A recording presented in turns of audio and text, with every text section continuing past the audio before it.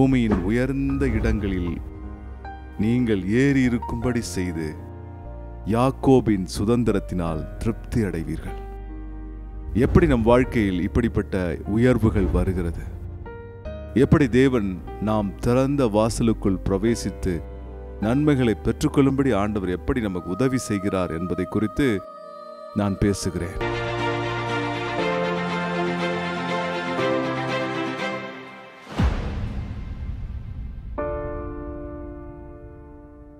கர்த்தருக்குள் பிரியமானவர்களே, உங்கள் யாவரையும் ஆண்டவராகிய இயேசுவின் நாமத்தில் நான் வாழ்த்துகிறேன். கர்த்தர் எப்போதும் நம்மேல் கொண்டிருக்கிற நினைவுகள் நல்ல நினைவுகளாக இருக்கிறது. நீங்கள் ஒருவேளை தோல்விகளை சந்தித்து இந்த செய்தியை பார்க்கும்படி இதை நீங்கள் திறந்திருக்கலாம். ஆண்டவர் உங்களுக்கு சொல்லுகிறார், உங்கள் தோல்விகளை மாற்றி உங்களுக்கு ஜெயம் கொடுப்பேன். தீமையை மாற்றி நன்மையாக உங்கள் வாழ்க்கையில் ஆசீர்வாதங்களை கொண்டு வருவேன். தீமைய நன்மையா மாற்றக்கூடிய ஒரே ஒருவர் நம் ஆண்டவர். தோல்விகளை ஜெயமாக மாற பண்ணுகிறவர் நம் ஆண்டவர். மரணத்தை விழுங்கி ஜெயமெடுத்து ஆசீர்வாதத்தை கொடுத்தவர் நம் ஆண்டவர். ஆமென். ஆகவே நீங்க உயர உயர செல்லும்படிக்கும் மேன்மை அடையும்படிக்கும் கர்த்தர் உங்களுக்கு வாக்கு பண்ணுகிறார். பூமியின் உயர்ந்த இடங்களில் நீங்கள் ஏறி இருக்கும்படி செய்து யாக்கோபின் சுதந்திரத்தினால் திருப்தி அடைவீர்கள். எப்படி நம் வாழ்க்கையில் இப்படிப்பட்ட உயர்வுகள் வருகிறது? எப்படி தேவன் நாம் திறந்த வாசலுக்குள் பிரவேசித்து நன்மைகளை பெற்றுக்கொள்ளும்படி ஆண்டவர் எப்படி நமக்கு உதவி செய்கிறார் என்பதை குறித்து நான் பேசுகிறேன். உங்களுக்கும் கதவுகளை ஆண்டவர் திறப்பார். உங்களுக்கும் ஆசீர்வாதத்தை திறந்து உங்களை சுதந்திரிக்கும்படி செய்வார். தாவீது என்ற தேவனுடைய மனுஷனை குறித்து வேதம் சொல்கிறது. ஆடுகளை மேய்த்தவனாக இருந்தான். ஒரு உதாசீனப்படுத்தப்பட்ட வேலையை செய்த ஒரு மனுஷன். ஆனால் வாயில் எப்போதும் ஆண்டவரை பாடும் துதியின் பாடல்கள் உண்டாயிருந்தது. இஸ்ரவேல் ஜனங்களை ஆண்டவர் சொன்னார், இவர்கள் எனக்கு ஆராதனை செலுத்தும்படிக்கு இவர்களை வனாந்திரத்திற்கு அனுப்பிவிடு என்று பார்வோனிடத்திலே சொல்லும்படி மோசேயிடத்திலே சொன்னார். இந்த ஜனத்தை எனக்கென்று ஏற்படுத்தினேன், இவர்கள் என் துதியை சொல்லி வருவார்கள் என்று சொல்லப்பட்டிருக்கிறது. எப்போதும் துதியினால் நிறைந்த வாழ்க்கை வாழ நாம் பழகிக்கொள்ள வேண்டும். தாவீது துதியினால் நிறைந்தவனாக இருந்தான். அவனுக்கும் வேலை சரியில்லை, ஆடு மேய்க்கிற வேலை தான், ஏதோ ஒரு சாதாரண வேலை. தன் தகப்பனும் தாயும் தன்னை கைவிட்ட ஒரு நிலவரத்தை உணர்ந்த மனுஷன். ஆகவே தான் தகப்பனும் தாயும் என்னை கைவிட்டாலும் கர்த்தர் என்னை சேர்த்துக் கொள்வார் என்று சொல்லியிருந்தான். சங்கீதம் 27. அப்படிப்பட்ட உதாசீனப்படுத்தப்பட்ட மனுஷன் தன் ஆடுகளை ஏனோதானோ என்று மேய்க்கவில்லை. அன்பானவர்களே, இன்றைக்கு நீங்கள் எந்த வேலை செஞ்சாலும் பரவாயில்ல. நீங்கள் ஒரு வியாபாரம் பண்ணலாம், ஒரு கடை வச்சிருக்கலாம், ஒரு சாதாரண தொழில் செய்து கொண்டிருக்கலாம், ஒரு ஆஃபீஸில் வேலை செஞ்சு கொண்டிருக்கலாம், ஐடியில் வேலை செய்யலாம். எந்த வேலை செஞ்சாலும் உங்களுக்கு கொடுத்திருக்கிற காரியங்களை உதாசீனப்படுத்தி செய்யாதீங்க. அதை மனுஷனுக்கு என்று செய்யாமல் கர்த்தருக்கென்று செய்கிறபடியால் கர்த்தருடைய பலனை பெறுவோம் என்று நம்பி அதை நல்லா பண்ணுங்க. ஊழியம் பண்றீங்களா, தாகத்தோட வாஞ்சையோட வைராக்கியமா பண்ணுங்க. ஏன்னா தாவீது தன்னுடைய ஆடுகளை சிங்கமும் கரடியும் ஒருமுறை எடுத்துக்கொண்டு செல்ல வந்த பொழுது அந்த ஆட்டிற்காக அவன் கரிசனை கொண்டு துரத்தி தன் உயிரையும் பாராமல் சிங்கத்தையும் கரடியும் அவன் கிழித்து போட்டான் என்று வேதம் சொல்கிறது. அன்பானவர்களே, நீங்கள் உங்கள் காரியங்களை குறித்து உத்தரவாதம் உடையவர்களாயிருங்கள். உங்கள் தொழிலை குறித்து உத்தரவாதம் உடையவர்களாயிருங்க, உண்மையுடையவர்களாயிருங்க. நீங்கள் ஆண்டவருக்காக நிற்கும்போது ஆண்டவர் உங்களுக்கு உயர்வை கொண்டு வருவார். திடீரென்று ஒரு நாள் இஸ்ரவேல் தேசத்திற்கு விரோதமாக பெலிஸ்திய படை வந்து கர்ஜித்தது. அந்த பெலிஸ்திய ராட்சசனாகிய கோலியாத் வந்து ஜனங்களை நிந்தித்தான், கர்த்தருடைய நாமத்தை நிந்தித்தான். அதை கேட்டுட்டு எல்லாரும் பயந்து நடுங்கினார்கள். ஒரு மனுஷன் மட்டும் கர்த்தருடைய வைராக்கியத்தால் நிரம்பினான். இஸ்ரவேலின் தேவனை நிந்திப்பதற்கு நீ யார்? ஜீவனுள்ள தேவனுடைய நாமத்தினால் வருகிறேன், இன்றைக்கு நீ விழுந்து போவா என்று சொல்லி ஒரே கல்லில் தன் கவனிலிருந்து புறப்பட செய்து அவனை வீழ்த்தி போட்டான். ஒரே நாளில் ராஜ்யம் முழுவதற்கும் பிரபலமானான். வேதம் சொல்லுகிறது, 1 சாமுவேலின் புஸ்தகம் 18ஆம் அதிகாரம் 2ஆம் வசனம் சொல்லுகிறது, சவுல் அவனை அவன் தகப்பன் வீட்டுக்கு திரும்பி போக ஒட்டாமல் அன்று முதல் தன்னிடத்தில் வைத்து கொண்டான். தாவீது போய் கேட்கல சவுல்கிட்ட, என்னை கொண்டு வந்து உங்கள் வீட்டில் வச்சுக்கோங்க, உங்கள் அரண்மனையில் வச்சுக்கோங்க, உங்கள் பக்கத்தில் வச்சுக்கோங்கன்னு கேட்கவே இல்லை. உங்கள் உயர்வுகளை நீங்கள் தேடி அலைய வேண்டாம். உயர்வுகள் வரும் கர்த்தரிடத்திலிருந்து. உயர்வுகளை தானாக கொண்டு வருவார். David did not go after promotion, but God promoted him. He is a supernatural God. கர்த்தர் இயற்கைக்கு அப்பாற்பட்ட காரியங்களை செய்கிறவர். ஒரே நாளில் கோலியாத்தை வீழ்த்தி அந்த தேசத்தின் பிரபலமான மனுஷனாய் மாறினான். சவுல் அவனை தேடி வந்தான். சவுல் அவனை தன்னிடத்தில் வைத்து கொண்டான். உங்களுக்கான உயர்வுகள் வரணுமா? தாவீதைப் போல கொடுக்கப்பட்டதை சிறப்பா செய்யுங்க. கர்த்தரை துதித்து பாடுங்க. கர்த்தருக்காய் வைராக்கியம் பாராட்டுங்க. உங்கள் உயர்வு தானாய் வரும். அல்லேலூயா. அதைத்தான் தேவன் இந்த நாளில் சொல்ல விரும்புகிறார். உங்களை உயர்ந்த இடங்களுக்கு ஏறி இருக்க பண்ண செய்கிறவர். You will go higher. நீங்கள் எழும்பி பிரகாசிக்க ஆண்டவர் உங்களை பயன்படுத்துவார்.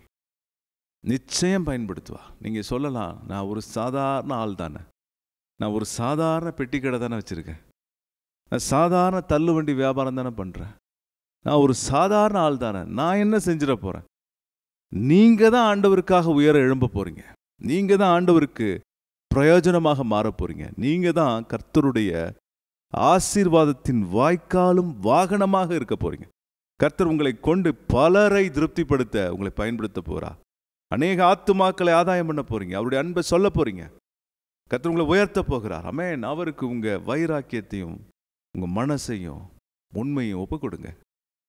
இன்னைக்கு அநேகர் என்ன பண்ணுறாங்க? குறுக்கு வழியில் முன்னேறலாம்னு நினைக்கிறாங்க. ஆளை பிடிக்கலாம், அவனை பிடிக்கலாம், இவனை பிடிக்கலாம், எதையாவது செஞ்சு மேலே வந்துடலான்னு நினைக்கிறாங்க.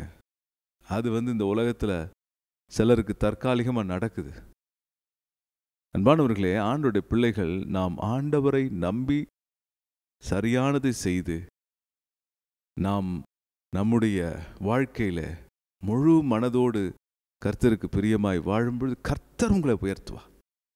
கர்த்தர் மாத்திரம் உங்களை உயர்த்துறதை நீங்கள் பார்ப்பீங்க. யோசேப்பு தரிசனங்களும் கனவுகள் சொப்பனங்களும் நிறைந்த ஒரு பரிசுத்த புருஷனாயிருந்தான். யோசேப்பை ஆனால் குறை சொல்லி தவறாக குற்றம் சாட்டி சிறைச்சாலையில் அடைத்து போட்டார்கள். யோசேப்பு சிறைச்சாலையில் அடைத்து போட்ட பொழுது அவன் கால்கள் இருப்பு கம்பிகளினால் கட்டப்பட்டது என்று வேதம் சொல்லுகிறது. அநியாயமாய் குற்றம் சாட்டப்பட்டான். தவறுதலாய் புரிந்து கொள்ளப்பட்டான். முகாந்திரம் இல்லாமல் பழி அவன் மேல் சுமத்தப்பட்டது. இன்றைக்கு உங்களை குறித்து அநேகர் பொறாமையினால், எரிச்சலினால், காய்மகாரத்தினால் உங்களை அழுத்தி விடலாம், தாழ்த்தி விடலாம், முடக்கி விடலாம், முடித்து விடலாம் என்று நினைக்கலாம். கர்த்தர் அதை அனுமதிக்கவே மாட்டார். உங்க மேல தரிசனம் இருக்கு. நீங்க உயர்ந்துதான் ஆகணும். அல்லேலூயா. உங்களை யாரும் மூட முடியாது, உங்களை யாரும் ஒழிக்க முடியாது, உங்களை யாரும் மறைக்க முடியாது. நீங்க அவருக்காய் பிரகாசிப்பீங்க. ஆமென். வேதம் சொல்லுகிறது, ஆதியாகமம் 41 14 இவ்வாறாக சொல்லுகிறது, பார்வோன் யோசேப்பை அழைப்பித்தான், அவனை தீவிரமாய் காவல் கிடங்கிலிருந்து கொண்டு வந்தார்கள். பாருங்க, பார்வோன் யோசேப்பை அழைப்பித்தான்.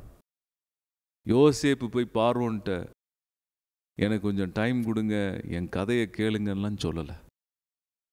பார்வோன் எப்படி யோசேப்பு கதையை கேட்பான்? பெரியவர்கள் சிறியவர்கள் கதைகளை கேட்கிற நிலைமையில இருப்பதே கிடையாது. கர்த்தர் கேட்க வைப்பார். அல்லேலூயா. ஆமென். He was brought to the Pharaoh's presence quickly. சீக்கிரமா கொண்டு வந்தாங்க. ஏன்னா பார்வோனுக்கு அப்படிப்பட்ட தேவை ஏற்பட்டது. ஒரே நாளில் சிறைச்சாலையில் இருந்து தேசத்தின் பிரதம தலைவராய் மாறினான். ஒரே நாளில் இப்படிலாம் நடக்குமா சார்? நடக்கும். உயர்ந்த இடங்களுக்கு ஏறி வர செய்கிற தேவன் உங்களை தூக்குவார், தலை நிமிர்த்துவார், உங்கள் தலையை உயர்த்தி ஆசீர்வதிப்பார், சத்துருக்களை வெட்கப்படுத்துவார், துன்மார்கர் சிதறிப் போவார்கள், பிசாசின் வல்லமைகள் உடைந்து போகும். அல்லேலூயா. கர்த்தருக்கு பிரியமான வாழ்க்கையை வாழ்ந்த மனுஷனாகி யோசேப்பு பார்வோனால் அழைப்பிக்கப்பட்டு உயர்த்தப்பட்டான். அன்பானவர்களே, உங்களையும் உயர்ந்த மனிதர்கள், உயர்ந்த இடத்தில் உள்ள தலைவர்கள் உயர்வுகளுக்கான சூழ்நிலைகளை கொண்டு வந்து உங்களை உயர்த்துவாங்க. ஆண்டவரை மட்டும் நம்புங்க. அல்லேலூயா.